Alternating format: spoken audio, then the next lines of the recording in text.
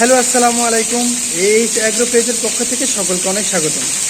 তো যারা কোয়েল পাখি কিনে প্রতারিত হচ্ছেন, যারা নতুন কোয়েল পাখি কিনে বিজনেস করবেন, তো তারা জানেন না কীভাবে কোয়েল পাখি কেনার আগে কী কী পরীক্ষা করা উচিত এবং কতদিনে কোয়েল পাখি কেনা উচিত এবং কোয়েল পাখিগুলোকে কী কী ভ্যাকসিন দেওয়া হয়েছে সেগুলো জানা আপনাদের অনেক গুরুত্বপূর্ণ। তা না হলে কোয়েল পাখিগুলো অসুস্থ হয়ে মারা যাবে।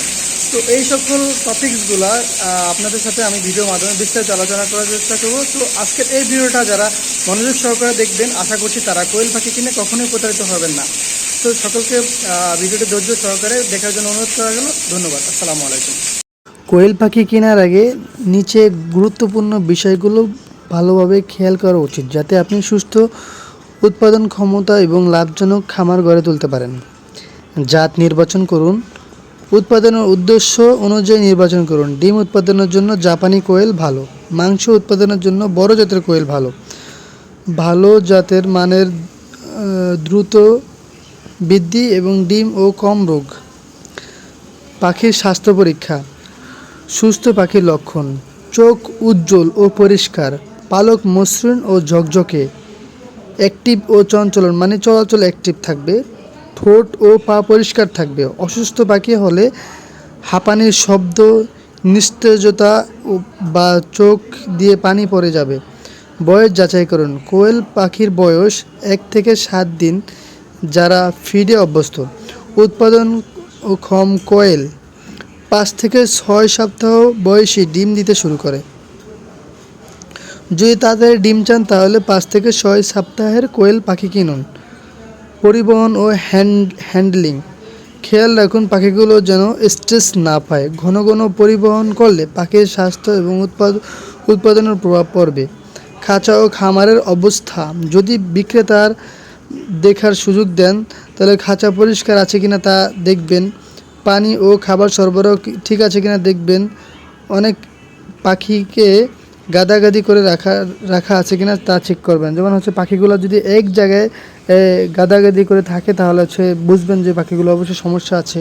তারপর যদি দেখেন যে পানি ও খাবার ঠিক মতন না খায় তাহলে বুঝবেন যে পাখির সমস্যা আছে।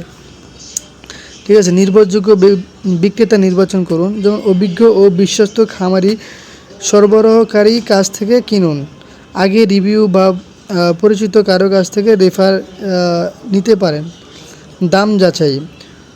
বাজারে কোয়েলের গড় দাম অনুযায়ী করে তুলনা করুন। স্বাভাবিক কম দামে পাখি দিলে সন্দেহজনক হতে পারে।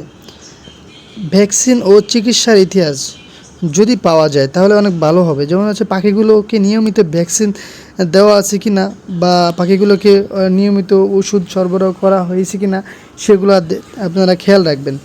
যেমন মানে বিক্রেতার কাছ থেকে সেগুলো জেনে নেবেন যে আসলে এই যে 6 থেকে 7 সপ্তাহের কোয়েল পাখিকে মিনিমাম 3 থেকে 4টা ভ্যাকসিন দেওয়া লাগে।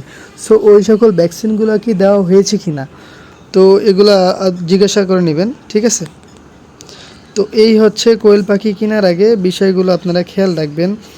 সবচেয়ে মেন বিষয়গুলো যেমন পাখির পালক ঠিক আছে কিনা, চোখ উজ্জ্বল পরিষ্কার আছে কিনা, চলাচল ঠিকভাবে করতেছে কিনা, দ্রুত দৌড়াচ্ছে কিনা, খাবার ও পানি ঠিকঠাকভাবে খাচ্ছে কিনা, এগুলো দেখবেন। আর অসুস্থ কোয়েল পাখি হলে তো আপনারা বুঝতেই পারবেন যে হাঁপানি বা নিস্তেজতা বা এক জায়গায় গাদাগাদি করে বসে আছে।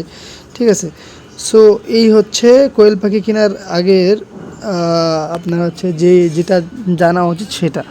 তো যদি কোয়েল পাখি সম্পর্কে আরও কোনো বিস্তারিত জানতে চান বা ভ্যাকসিন সম্পর্কে যদি আর কোনো আপনাদের জানার থাকে তাহলে আমাকে কমেন্ট করবেন। আমি আপনাদেরকে সঠিক গাইডলাইনটি দেওয়ার চেষ্টা করব।